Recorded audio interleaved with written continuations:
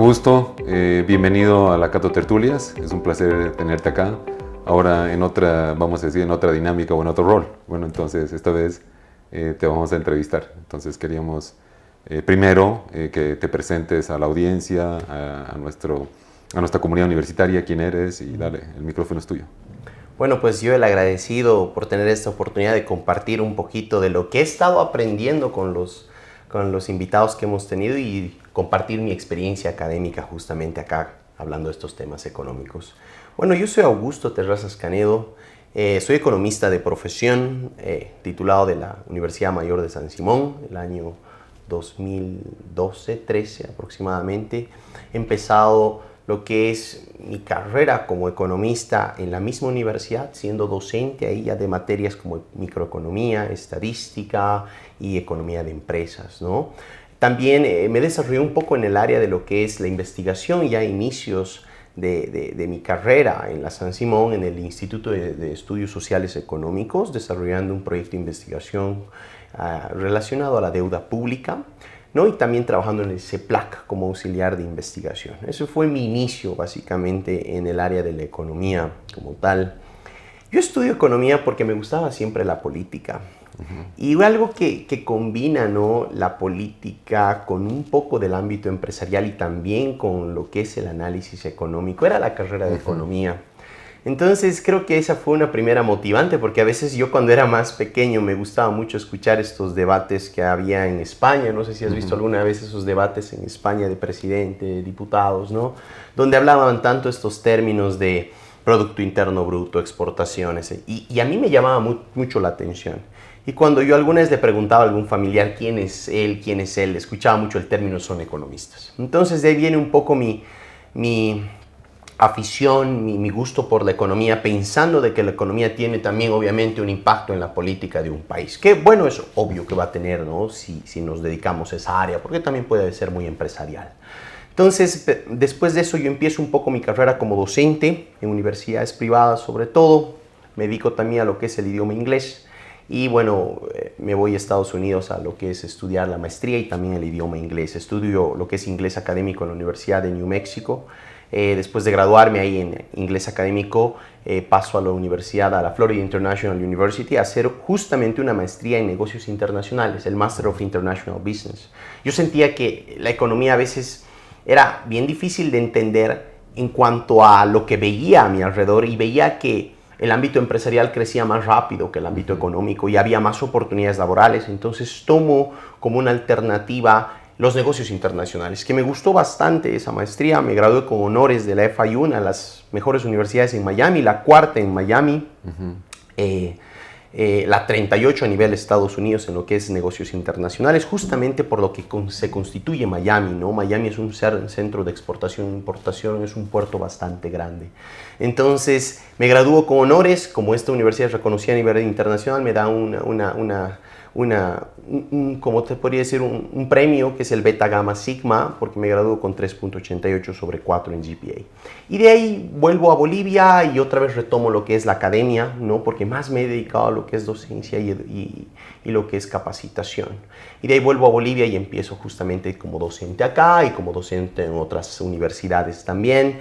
Y bueno, pues ahora desarrollando investigación acá y en otros lugares referente al ámbito económico. Y también estoy bastante metido en lo que es la consultoría económica actualmente, ¿no? Básicamente ese es un resumen de lo que hasta ahora he podido hacer en mi vida, ¿no? Me llama la atención el tema de que te lanzaste también por el área del académico, ¿verdad? Entonces, ¿qué es lo que te motivó a ir por el lado académico, siendo también que tenías una opción también para hacer empresa, o alguna vez te vi en algunos foros empresariales, pero también me intriga eso, saber? Sí, mira, ¿sabes qué me llamó mucho la atención lo que es el ámbito académico? La auxiliatura de docencia. Yo empecé como docente en la San Simón, como auxiliar de docencia, y nos pagaban, o sea, y hasta ahora pagan. Primero que tienes que dar un examen, ¿no? Yo lo hice inicialmente por el aspecto económico, no lo puedo negar. Veía de que yo ganara mis 20 añitos o 21 años, unos cuantos pesos al mes por ir una sola vez a la semana a dar clases, me pareció un buen negocio para mí. Entonces, además que era bueno leyendo y alguna que otra materia me gustaba. Y hay algo que es una anécdota, te puedo comentar. hay una materia en la cual yo repruebo, que es microeconomía. Y se los cuento a mis estudiantes normalmente. Y tú sabes que soy docente de microeconomía. Repruebo esa materia en San Simón porque tenía un docente que nos agarraba duro. Y hasta ahora está ahí. Y ahora lo veo y le agradezco mucho. Que nos hacía leer el famoso Varian, ¿no? Varian es un librazo. Sí. Es un libro antiguo y muy, muy bueno. Clásico. ¿No? Un clásico de microeconomía. Y yo reprobé esa materia, lamentablemente, pero reflexioné. Me gustó tanto que lo volví a leer al Varian, me empezó a gustar la materia y casi me la memoricé en el siguiente semestre. Entonces yo digo, ¿por qué no aplico a ser auxiliar? Entonces aplico y gano. Tengo una de las mejores notas y me evaluó mi mismo docente que justamente yo había reprobado la materia, ¿no? Hasta me hacía burlas, ¿usted quiere ser auxiliar? Sí, le dicen, vamos a darle fuerte, yo decía. Como una anécdota para los estudiantes, ¿no? De que siempre podemos ir adelante. Y saqué la mejor nota y me dieron 2 grupos. Y hasta mi mismo docente me dijo, muy bien, Terrazas, adelante, usted va a ser mi auxiliar. Entonces, esa fue una motivante, básicamente. Incluso fue algo económico, algo de retos. Pero ahí empecé a sentir qué es ser docente. Y es algo que siempre he pensado, ojalá se pudiera dar aquí en la Cato, de desarrollar auxiliaturas de docencia. Así se crean docentes. Es una buena forma de desarrollar lo que es esta cuestión de la curiosidad por ser docente, creo yo. Porque los estudiantes desde los 20, 21 están tratando de trabajar, de apoyar al docente, de entender cómo darles la relación con los estudiantes, que no es tan fácil, de ganarse su respeto, en buena manera, obviamente, etcétera, etcétera. De lidiar con el estudiante, ¿no? Que no es tan fácil siempre. Y de tratar de hacer entender, de ponerse en nuestro rol. Entonces, creo que esa fue mi primera cuestión y mi primera experiencia como docente. Y de ahí viene mi motivación. De ahí me gustó ganar dinero, no lo quiero decir así, pero es la verdad, de dar clases. Entonces esa fue parte de mi motivación también, ¿no? La auxiliatura de docencia y la investigación, ¿no? Muy bien, ahora vamos a entrar un poquito en materia y ahora, bueno, lo que nos convoca ahora a esta tertulia es hablar un poco de economía. Y bueno, hoy en día está en boca de todos y es un tema, vamos a decir, que importa a muchas personas y lo que importa también es entender muy bien qué es lo que está pasando hoy en día con la economía boliviana. Ahora, de acuerdo a las lecturas, bueno, es importante también para entender el presente y lo que vivimos hoy, es importante entender la historia también, creo yo. Entonces, en ese sentido quería pedirte si nos podrías iluminar y un poquito explicar cómo ves tú la economía actual boliviana y cómo también, si puedes, una relación algo histórica, si puedes un poquito, para ir analizando un poquito y ver dónde estamos, digamos, ¿no? Y nos puedes un poquito clarificar de la forma, vamos a decir, más sencilla, más simple posible. Mira, yo veo la economía actualmente, obviamente en crisis, como todos lo estamos sintiendo, pero ¿cuál es la causa, creo yo? Yendo un poquito atrás. Creo que el orden interno, que es el marco institucional, las reglas que rigen a los agentes económicos, diremos a consumidor, empresa, sobre todo, desde la nueva constitución política del Estado, han cambiado todo lo que es la interacción entre consumidor y empresa y han dado un rol muy fuerte al Estado. Cuando uno ve el artículo 350 al 57-54, claramente, si bien de cierta manera no nos quitan las cosas, hay propiedad privada, pero el rol preponderante del Estado en los sectores estratégicos desde hace ya varios años ha sido muy fuerte. Es decir, los negocios que van a dar más dinero solo pueden ser administrados por el Estado. La constitución política, la nueva en este caso, que crea el Estado plurinacional, le ha dado ese rol al gobierno ya desde hace casi 20 años atrás, diremos, ¿no? Aproximadamente. Entonces, cuando nosotros vemos que el marco institucional favorece al Estado como un sector estratégico de la economía y deja a la empresa, ¿no?, como en segundo plano, podríamos decir, vamos a ver el desarrollo de un modelo como el que se ha dado hasta ahora, ¿no?, en el cual el Estado ha sido el que ha explotado la mayoría de los recursos, ha agarrado sectores estratégicos. Obviamente y lamentablemente sabemos que por teoría el Estado no es tan eficiente al administrar los recursos, lamentablemente, ¿no?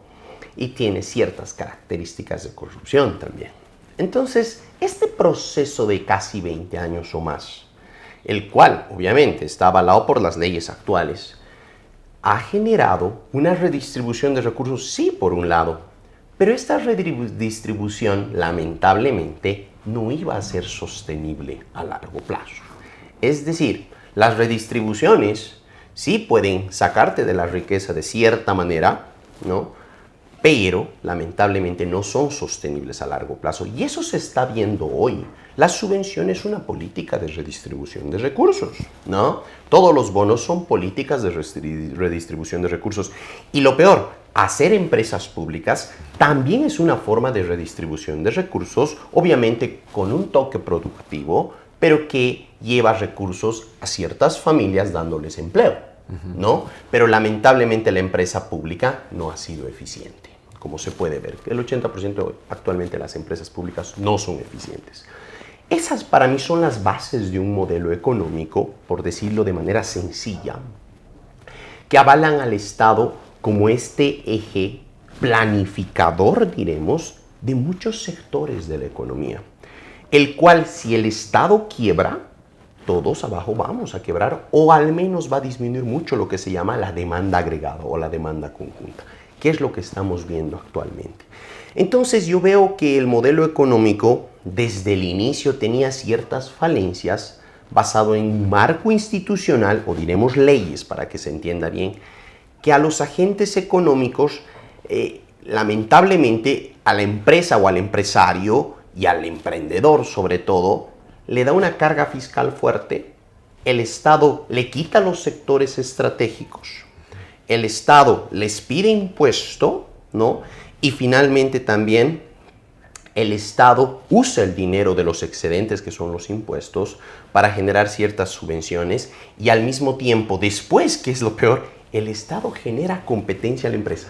Y eso se ha visto. Hoy en día el Estado, mediante su modelo de sustitución de importaciones, que es parte del modelo económico. El modelo económico actual habla mucho de la sustitución de importaciones. Entonces, te crea una empresa pública que va a hacerte competencia con tu propio dinero. Entonces, para mí ese es el estado que hemos tenido actualmente durante varios años.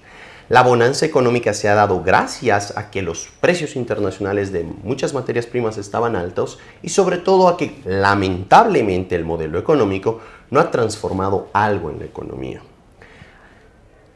La característica de monoproducción. ¿Qué significa? Bolivia desde 1825, creo, como tú me decías, histórico, hemos vivido de la plata, ¿no? Colonia, plata, oro, lo que podíamos sacar, sobre todo plata en esa época. Hemos pasado al estaño. Después de pasar del estaño hemos pasado un poquito a algunas cosas como gomas, castañas, el famoso salitre que se nos fue con la guerra, ¿no? Después hemos pasado al gas, ¿no?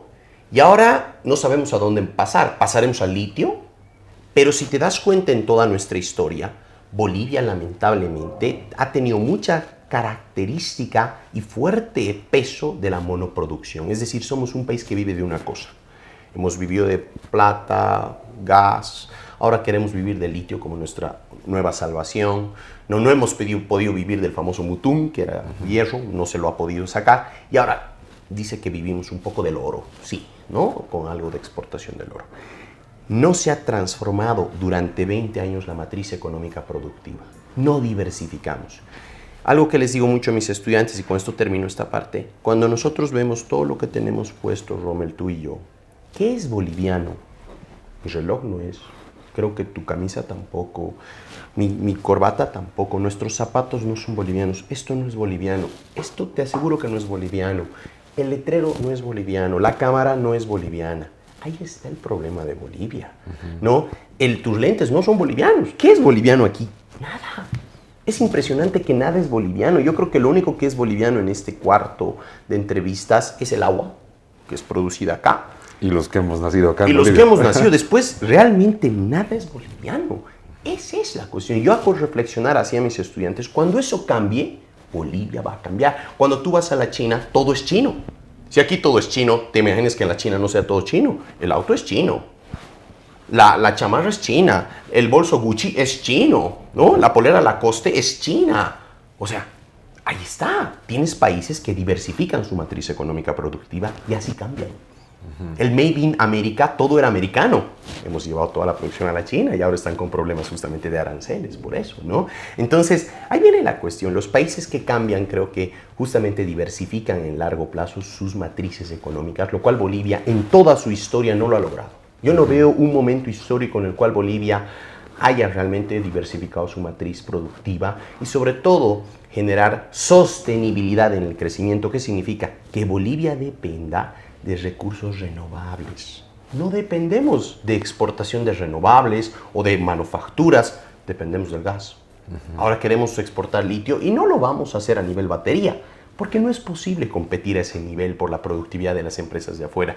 Lo vamos a hacer a nivel materia prima, carbonato de litio.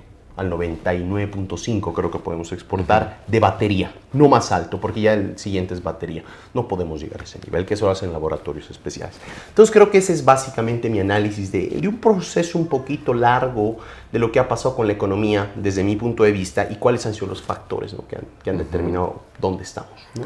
Sí, ahora cuando comentabas de que el Estado no es un buen administrador de recursos, me hace volver un poco a las lecturas y un poco ver cómo eran antes las economías en Latinoamérica, ¿verdad? En los años 70, 80, y se hablaba mucho del Estado empresario, ¿no? Entonces, que creo, me parece que es un modelo que se aplica en Bolivia, ¿verdad? El tema del Estado empresario, como lo decías, en donde el Estado tiene un rol preponderante en la economía. Muy bien. Ahora, por bueno, experiencia empírica de muchos países de Latinoamérica, este modelo del Estado empresario, bueno, resultó ser fallido al final del día, ¿verdad? No logró cumplir las expectativas que se quería cumplir en aquellos años, ¿verdad? Te estoy hablando de los 70s, 80s. No lograba lo que buscaban los economistas al menos, y la sociedad también, que era la prosperidad, ¿no? Y dar ese salto, ¿verdad? En temas de bienestar y todo eso. Entonces, lo que quisiera que nos expliques un poquito es por qué el Estado no es un buen administrador de recursos, o por qué el Estado empresario no tiene los incentivos, vamos a decir así, para poder administrar los recursos, vamos a decir, eficientemente, de buena manera. ¿Cuáles pueden ser los mecanismos, lo que puede explicar eso? Me parece muy interesante la pregunta para ir justamente con una lectura que hacía ayer. Las economías cambian cuando inicialmente tienen un buen liderazgo, dice, tienen que haber buenos liderazgos que generan fuertes procesos educativos, profundos procesos educativos, que transforman sobre todo a la masa crítica, ¿no? La vuelven innovadora y productiva. 2. Muy aparte de transformar a esta masa crítica, genera una reflexión para crear lo que se llama en inglés el rule of law, que la gente aprenda a respetar las leyes. Siguiente etapa, ¿no? Cuando nosotros aprendemos a respetar las leyes, tú respetas mi derecho y yo el tuyo, ya no te bloqueo, aunque yo esté molesto con algunas cuestiones, no tengo por qué bloquearte, ¿no? No tengo por qué ir en contra del derecho del otro, ¿no? Ahí las cosas también cambian. Siguiente punto, cuando la gente empieza a entender de que las leyes se deben cumplir, viene lo que es la corrupción. Debemos disminuir la corrupción. La única forma de atacar fuertemente a la corrupción es haciendo el Estado más chico y 2, educando a la gente. Entonces, cuando ya la gente entiende que las leyes se deben cumplir, pues disminuye la corrupción o trabajamos sobre la corrupción. Y siguiente punto, la asignación eficiente de recursos, ¿ya? Y el punto final, pensar de manera global, de que el de afuera no es mi enemigo, el de afuera es mi amigo. Y es mi socio comercial, no importa su color, ni raza, ni idioma. Cuando uno ve este listado, que es de un libro muy interesante, que es de Ray Dalio, uno entiende de que para que las economías crezcan y para que tú entres, como tú me decías, de que el Estado sea un Estado empresario, más o menos podríamos ir un poco por lo que está haciendo la China actualmente, pero la China actualmente ha cumplido un poco este reglamento o este listado, que es bien interesante. ¿Tienen liderazgos fuertes? Sí. En la China el proceso educativo está, pero creciendo terriblemente. Se han ido a educar a Estados Unidos, han vuelto PhDs, másters en ingeniería y están desarrollando tecnología e innovación. En China se cumple la ley. Y se cumple la ley, ¿no? Siguiente etapa. Tenemos que reducir la corrupción como sea. Sí. El Estado está haciendo negocios y está como parte socio de muchas empresas, pero basado en un modelo de la búsqueda de beneficios. Por eso yo no digo que la China es un comunismo, no, la China busca beneficios, la China es una China capitalista que ha transformado la idea de hacer negocios porque también ellos se mueven en base a los precios de mercado internacional. No, entonces la China va y con sus productos compite.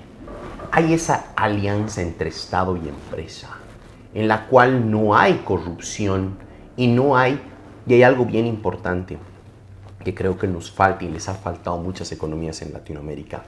Este proceso y este listado que te decía genera que los objetivos comunes entre la sociedad, entre personas, Estado, no importa el estrato social, tienen un objetivo común.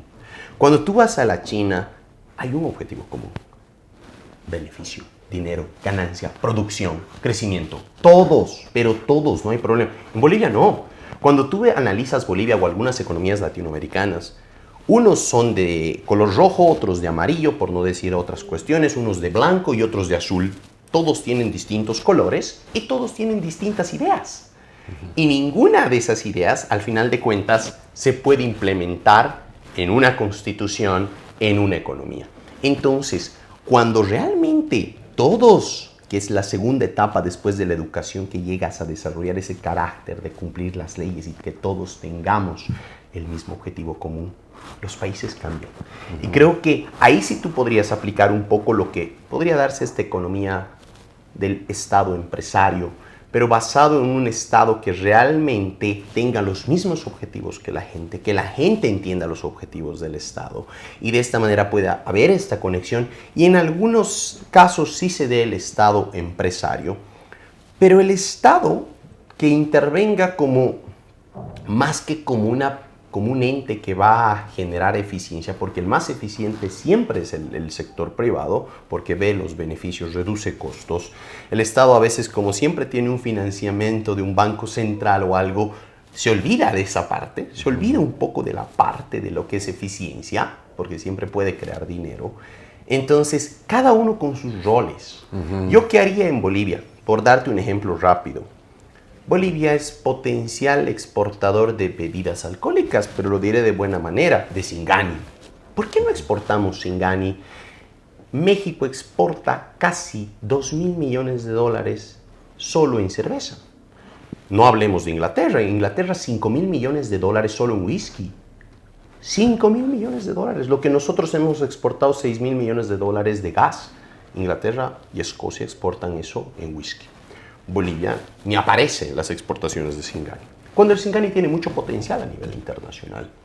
Solo con tener el 5% de la población china como consumidores ya estás hecho con Singani, ¿no? Pero ¿cuál es el problema? La productividad boliviana es baja. Ese es otro gran problema. Y ahí no hay esa interacción entre Estado y gobierno que debería haber. El Estado va y le dice a la empresa de Singani, no es que el Estado quiera producir Singani, no, ya hay gente especializada de hacer Singani, grandes empresas. Entonces, ¿qué necesitas tú? Tierra, espacio, sí, yo te doy más tierra, te la legalizo, es tuya y no me vas a pagar nada, es mi aporte como Estado. Más hectáreas para producir uva, muchas más hectáreas, listo, te las cedo como Estado, que hacen en la China, te las cedo. ¿Qué más necesitas? Mano de obra a bajo precio. Te bajo el costo social de contratación de mano de obra. Así genero empleo. 3, te bajo el impuesto de exportación. Eso hace la China. En ese caso, acá sí estoy subvencionando exportación, que es lo que hace la China. Todos sus autos son baratos en la China porque subvencionan sus exportaciones. Tienen mano de obra barata que pagan bajo costo social, etcétera, etcétera. Y por eso los autos son baratos. Entonces, de esa manera, yo incremento la producción de, digamos, como este producto del Singani, y genero divisas, ingresos, que es lo que la alianza que tú dices que podría darse entre un Estado consciente, ¿no?, por así decirlo, que piense en el bien del empresario y facilita el proceso productivo. No es que quiero que el Estado haga Singani, no, que lo haga el que sabe hacerlo, pero que el Estado coadyuve ese proceso. Creo que más que todo por ahí va mi visión de lo que sería un Estado aliado con el empresario, ¿no? Ahora, me gustó la forma en cómo haces ese análisis y un poco el diagnóstico. Ahora, para ir un poquito, ver un poquito el estado de la economía boliviana. Bueno, estamos en crisis, obviamente, digamos, ¿no? Eso lo vemos. Al menos si vemos algunos indicadores económicos base, ¿verdad? Si uno va viendo indicadores, por ejemplo, el tema del crecimiento del PIB, alguna vez lo mencionan, deuda, etcétera, déficits, ¿verdad? Entonces la cosa parece que está un poco desordenada y no va bien por ahí. Pero sí quería pedirte si puedes, en pocas palabras, hacer como el médico, ¿verdad? Un diagnóstico así, bastante resumidito, un poquito, de acuerdo obviamente al análisis que has hecho, ya ver un poquito cuál es ese diagnóstico así redondito, digamos, ¿no? De la economía boliviana. Mira, el primer factor importante, tenemos un Estado altamente endeudado. 89% del PIB, de 45.000 millones de dólares, que es el PIB actualmente en promedio, 89% de eso representa una deuda que el Estado tiene con los privados y los públicos, internacional y nacional. Altamente endeudado. Un Estado con alto déficit fiscal, promedio de los últimos 10 a 5 años del 12 al 10% de déficit fiscal. ¿Qué significa esto? El Estado gasta más de lo que tiene y eso está mal. ¿Y qué hace para gastar más? O se presta o imprime dinero.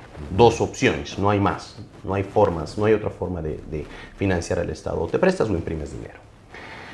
Un Estado que está en crisis, lamentablemente por estos dos factores fundamentales, lo cual ha creado, por el excesivo gasto público y las bajas exportaciones ya de ahora de gas, un Estado que ya no genera recursos como antes por sus altas exportaciones de gas.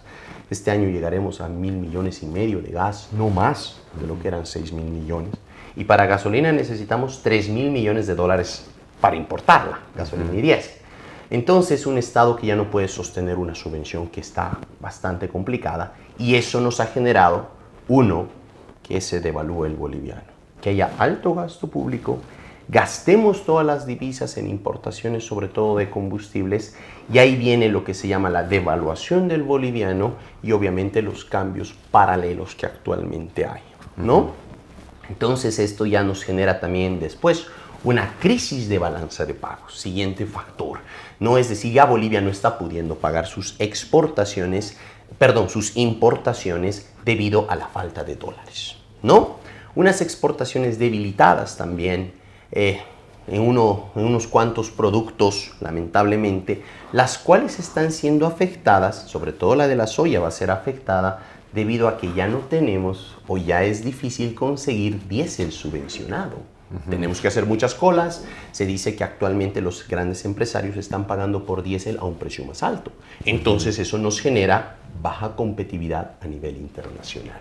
Por ejemplo, también Paraguay exporta también soya. Entonces nuestros precios a nivel internacional pueden ser menos competitivos. Entonces probablemente una reducción también del valor de las exportaciones por eso. Siguiente cuestión. Un Estado y un país muy corrupto, lamentablemente, y no lo digo yo porque quiero decirlo. Veamos el índice de Transparency del Banco Mundial, que nos dice que Bolivia ocupa el puesto 133 de 180 países. O sea, somos casi campeones en corrupción. Estamos cerquita del 180, que es el peor país, el más corrupto. Bolivia actualmente está en el puesto 133 en un ranking internacional de corrupción. Y finalmente, lamentablemente, un mercado, una economía en la cual es muy difícil de hacer negocios, en la cual la carga impositiva es muy alta, hay muchas dificultades para abrir una empresa, entonces lo cual nos da como referencia el índice de libertades económicas. Bolivia actualmente tiene 44 sobre 100 en el índice de libertades económicas, el Index of Economic Freedom se llama, que me encanta compartir este dato.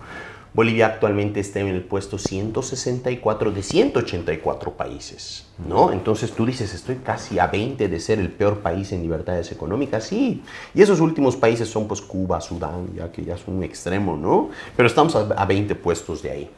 ¿Todo esto qué genera? Que la inversión extranjera de Bolivia se vaya. El último dato de inversión extranjera es de menos 25 millones. Es decir, el dinero, los dólares de Bolivia se escapan en vez de entrar. Solo te doy un dato interesante. A Chile el año pasado han entrado 19.000 millones de dólares en inversión extranjera directa. ¿Cuánto es 19.000 millones de dólares en inversión extranjera directa?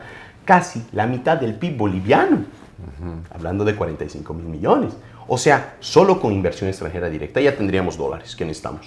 Pero no espantamos a la inversión, ¿no? Entonces, viendo este contexto, lamentablemente, vea, ahí Bolivia, pues, y con una inflación latente fuerte del 19% actualmente acumulada ya estamos con una de las inflaciones más altas de Latinoamérica, con un boliviano muy devaluado y debilitado. Creo que realmente estos son los factores más importantes de la crisis, ¿no? Es multifactorial la crisis, pero se basa en dos cosas: gasto público excesivo, estructural, basado en una alta subvención, y ineficiencia del Estado y empresas estatales. Esas dos cuestiones han generado que muchas variables macroeconómicas se descontrolen. El Estado, mediante estas dos cuestiones, una subvención y un tipo de cambio fijo, lamentablemente ha generado de que muchas variables tengan un impacto negativo en el largo plazo. Cuando hay dinero, este modelo funciona, porque es como carbón para la parrilla. Mientras haya carbón, todo va bien. Pero cuando se acaba el dinero de un modelo como el que tenemos, la parrilla se enfría. Y todo el modelo cae. Y eso es lo que estamos viendo actualmente en base a estos datos que más o menos te he podido compartir, ¿no? Muy bien. Ahora, en ese marco ya de este análisis histórico que has ido viendo un poquito, hemos ido viendo como los médicos, ¿verdad? Los indicadores más importantes de la economía, ¿verdad? Que nosotros aprendemos, ¿no? Los que tú acabas de mencionar muy bien. También has esgrimido ciertas causas, que es importante, yo creo, para poder resolver algo, creo que uno tiene que entender muy bien cuáles son las causas, ¿verdad? Sí. Para ir directamente a las propuestas. Entonces, justamente vamos a entrar ahora a esa parte de esta tertulia, es preguntarte, bueno, de tu visión, de lo que vas viendo un poquito, ¿cuál crees que son los desafíos que tiene ahora la economía boliviana? Para salir adelante, para que las personas florezcan en Bolivia, crezca y haya mayor prosperidad de la que hemos vivido. ¿Cuáles crees tú que son esos desafíos y qué acciones se podrían tomar concretamente a tu juicio? Mira, me parece bien entender esto desde un punto de vista, mi concepción, creo que deben haber cambios estructurales primero. No, ya quisiera, ojalá pudiera darse esto, que creo que es muy difícil.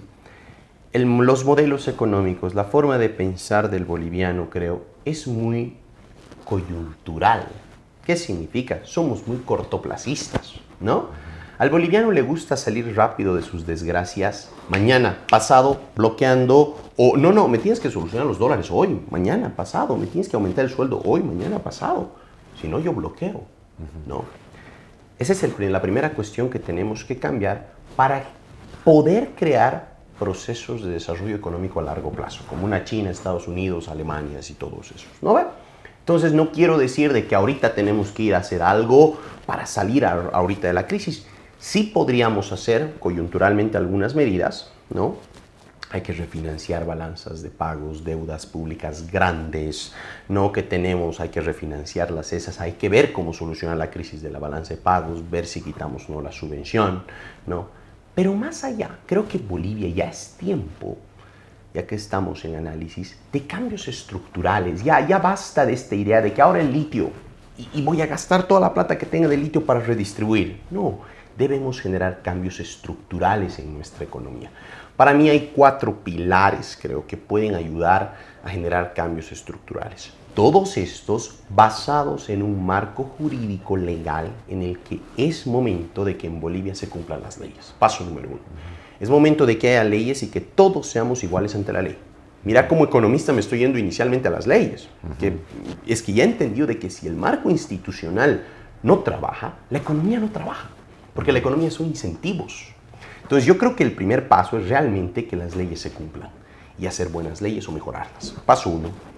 Esto nos va a generar un abanico, un marco, una sombrilla que va a generar que los agentes económicos puedan desarrollarse de mejor manera, ¿no? Primero, las leyes y la seguridad jurídica. Eso hay que dar en Bolivia. Confianza a la gente. Paso 1, con leyes que realmente sirvan. 2, una vez hecho esto, a largo plazo, trabajemos sobre todo en educación.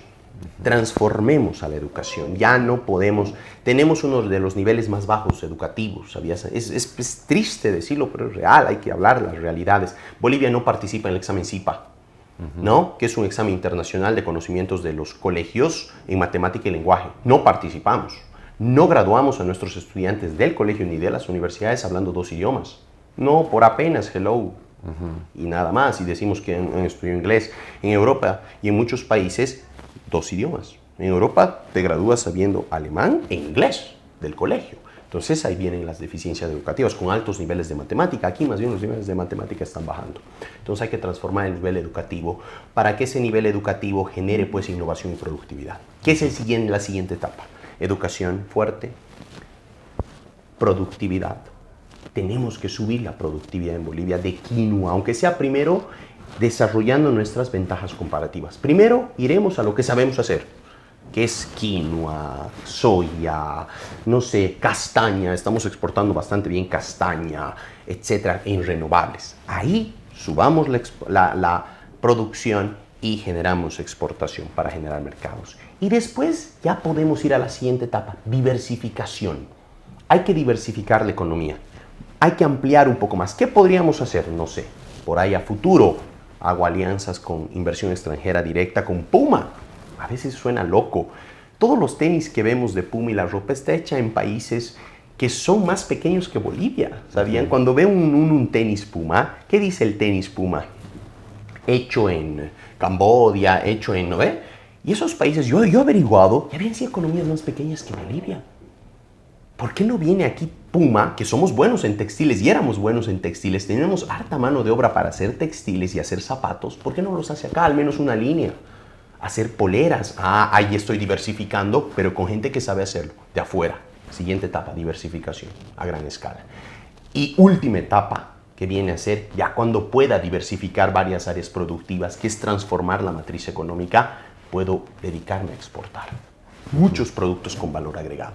Creo que a largo plazo estos 4 pasos son fundamentales para transformar Bolivia. No quiero irme a lo coyuntural, de prestarme no dinero, de hacer esto, de que este sea presidente, de que este no lo sea, de matar la corrupción. Eso se supone que debería haber. Pero a largo plazo debemos transformar la economía de esta manera, según yo, ¿no? Que es básicamente educación, innovación, productividad. Después viene lo que es la diversificación y finalmente la exportación. Así generamos divisa y así fortalecemos nuestra moneda. No hay otra, es que no hay otro. Excelente. Qué lindo sería que la mayoría de lo que nosotros tengamos aquí puesto encima sea boliviano algún día. Ese es el objetivo, nada más, ¿no? Básicamente. Excelente esa visión de largo plazo, me parece muy interesante, ¿verdad? No solamente mirar en el corto plazo, pero también mirar a largo plazo me parece fundamental, importante para poder plantear acciones a futuro. Muy bien. Bueno, y para ir un poco cerrando esta tertulia, bueno, quería preguntarte cuál sería la recomendación para nuestra comunidad universitaria, en especial para los estudiantes. ¿Cuál sería qué les dirías ahora? Y si tuvieras algún libro que recomendarías para lectura, para que se adentren en este fascinante mundo de la economía, vamos a decir así. Mira, yo creo que una recomendación a todos nuestros estudiantes, a la comunidad universitaria en general, yo creo que hay algo que a mí me ha resultado mucho personalmente, es ser autodidactas. Algo que nos falta en Bolivia, creo, y a muchos estudiantes, no nos gusta aprender por nosotros mismos. No somos curiosos, esperamos que otros nos enseñen o que nos digan cómo son las cosas, o simplemente no las queremos ni saber. Creo que algo que nos falta a los bolivianos es ser autodidacta. Y por lo tanto, para ser autodidacta, ¿cuál es el primer paso? Yo digo aprender a leer. Y te digo por qué. Yo aprendí a leer, y a veces les digo esto a mis estudiantes, a mis 28 años. ¿Pero cómo es eso? Me dicen, ¿por qué a los 28 años si usted ha salido profesional antes? Sí, no sabía leer, les digo. ¿Pero qué es aprender a leer? Cuando yo me fui a Estados Unidos, veía que todos leen. Tú estás en el bus, está en vacaciones el gringo, entra a la piscina, su libro. Entra, toma una cerveza, su libro. Oye, dices, ¿pero qué les pasa? No, el australiano igual, el ruso igual y el inglés igual, todos con libro. Y el boliviano no tenía un libro en su mano. Y ahí yo digo, creo que el problema no son ellos, soy yo. ¿no? La sociedad lee. Y afuera vamos a ver mucho más esto. Cuando uno va a otros países, cuando uno, no sé si has visto, llega un europeo, un gringo, está con su librito, ¿no ve? Y nosotros, vaya, este chango que está leyendo, ¿qué le pasa? Que vea tele o que vea Netflix, ¿no? O que vaya a hacer algo con sus amigos. Son muy apasionados por la lectura afuera. En Bolivia no. Bill Gates siempre te da 52 libros para leer al año. ¿Cuántas semanas tiene un año? 52. Él se lee un libro por semana. Por eso es un CEO que su firma vale millones, ¿no? Entonces, creo mi primer consejo para toda la comunidad universitaria es, por favor, aprendamos a leer. El boliviano a veces es tan flojo que yo le digo, no lee ni los subtítulos de la película. Y dice que lo entiende, ¿no ven? Entonces, aprendamos a leer. ¿Qué significa esto? No entender las palabras y traducirlas, simplemente que tengamos una cultura de lectura, de todo, empresarial, no empresarial, superación, hay tantos libros, hasta religión podemos leer. Creo que leer va a ser uno de los pilares fundamentales que va a sacar a nuestra sociedad adelante, va a disminuir la corrupción, va a disminuir la ignorancia, va a darnos más información para que hablemos de mejor manera y también tomemos mejores decisiones. Y eso nos vuelve autodidactas. El momento que leemos más, ya estoy aprendiendo más. Y tengo más de qué hablar, tengo más de qué transmitir. Y empiezo a la siguiente etapa, a ser crítico con lo que dice la gente. Escucho lo que dice una persona y hago mi análisis crítico de lo que ha dicho. Desde mi punto de vista estará bien, estará mal en base a la información que tengo. Y así creo que vamos a cambiar Bolivia. Eso nos falta mucho. Yo en mi clase trato de que mis estudiantes lean uno y otro libro aparte de la materia, los incentivo a leer. Y creo que otra cuestión importante para toda la comunidad universitaria, no hay que pelearnos ni con el número ni con el idioma. Siempre les digo, no se peleen con dos cosas en la vida, ni con el número, no importa tu carrera. Ya seas médico para calcular al menos cuánto te cuesta algo, ya seas abogado, para saber cuánto te dan tus números en algunas cuestiones, y tampoco te pelees con idioma. Odiamos el número a veces y odiamos el idioma. No, el inglés no me gusta. No odies el idioma. Por ahí ahora el inglés es lo más importante y por ahí de aquí en 20, 30 años tendremos que aprender chino. Pues tendremos que hacerlo, ¿no? Entonces creo que esos para mí serían más o menos mis consejos a la mayoría de estudiantes. Lectura por gusto, por amor al conocimiento. Eso te convierte en autodidacta y al mismo tiempo pues generas un análisis crítico y nunca te pelees con los números. Sí, a veces tienen sus complicaciones, pero hay que tenerlos en cuenta los números porque nos ayudan a tomar decisiones y tampoco te pelees con un nuevo idioma, que es una nueva forma de conocer gente, una nueva forma de aprender conocimiento. Y bueno, lamentablemente, hoy en día todos los mejores papers, libros, inicialmente están en inglés. Entonces ahí tienes la información fresca, ¿no? Básicamente esa sería mi idea. Como dicen, a nadar se aprende nadando. Claro, para nadar uno no ve tutoriales de YouTube, ¿verdad? Tiene que lanzarse al agua. Claro. Y lo mismo, como dices, con la lectura, ¿no? Se aprende a leer leyendo, ¿verdad? Cada vez que uno lee más, aprende más y captura más ideas de lo que uno lee. Y bueno, lo último es, ¿qué libro recomendarías para la lectura? ¿Algún libro fascinante que te haya gustado en economía, que crees que sería interesante que los estudiantes y la comunidad universitaria podrían leerlo para adentrarse en el mundo fascinante de la economía? Mira, hay varios libros, como alguna vez también a otros entrevistados yo les preguntaba, uno es difícil decirte, que me han dado esa respuesta y tienen mucha razón, un libro es bien difícil de elegir, pero para el que estudia economía, para el que estudia empresariales y quiere entender un poquito más de economía, mire a ese rango, de manera bien digerible, me gusta mucho este libro Economía en una lección, de Economía en una lección. Henry Hazlitt. De Henry Hazlitt, perdón. Sí, es un libro muy simple de entender. Te da conceptos económicos con metáforas, con analogías, ¿no? Entonces, hay una analogía que nunca me olvido. Cuando viene un ladrón, rompe el vidrio de una repostería, dice, ¿no? Y cuando se rompe el vidrio, a veces pensamos que ese ladrón era malo. No, le dio trabajo a uno que cambia el vidrio, pero le quitó el trabajo al sastre que iba a ser el terno del panadero, ¿no? Entonces, da analogías tan interesantes y nos ayuda a entender un poco del pensamiento económico liberal. Sí tiene un toque liberal que creo que hoy en día es importante entenderlo. Entonces, Henry Hazlitt con su libro Economía de Elección me parece un librazo. Otro que me gusta mucho, El economista en pijamas. Es un libro muy interesante que es más profundo que pero es un poquito más analítico, ¿no? Creo que hay muchas cuestiones por ahí. Y finalmente creo que otro más del ámbito mucho ya más empresarial, Principios de Rey Dalio. que es uno de los que estoy terminando de leer. Es un libro bastante extenso, pero son más que todo principios de vida, principios económicos y principios empresariales te enseña, desde su enfoque. Y creo que para mí esos tres últimos que he leído, esos son mis tres últimos que he leído. Obviamente hay Hábitos Atómicos y otro, pero esos son más de crecimiento personal.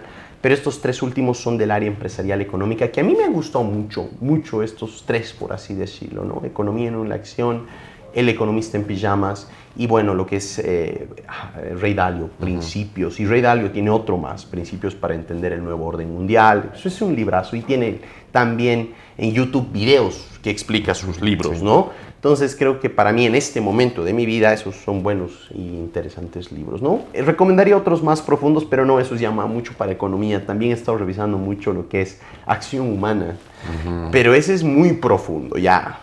Ya nosotros, ya para más la docencia, creo nos sirve entender acción humana, ¿no? de economistas austriacos, pero ya ese es muy profundo, ¿no? Entonces estos sí son más digeribles para toda la gente, ¿no? Muy bien, excelentes consejos. Nada, Augusto, muchas gracias por habernos aclarado el panorama económico, las sugerencias que has dado a temas a largo plazo, que me parecieron muy interesantes y relevantes, ponerlos en la mesa de discusión también, no solamente lo coyuntural, que es importante resolverlo, pero también es bueno pensar a largo plazo, y bueno, por los consejos que nos das y los libros que nos recomiendas que son muy buenos, entonces, para adentrarse en la economía y en temas empresariales. Muy bien, entonces me resta agradecerte y bueno, hasta una próxima. Te le agradezco, muchas gracias.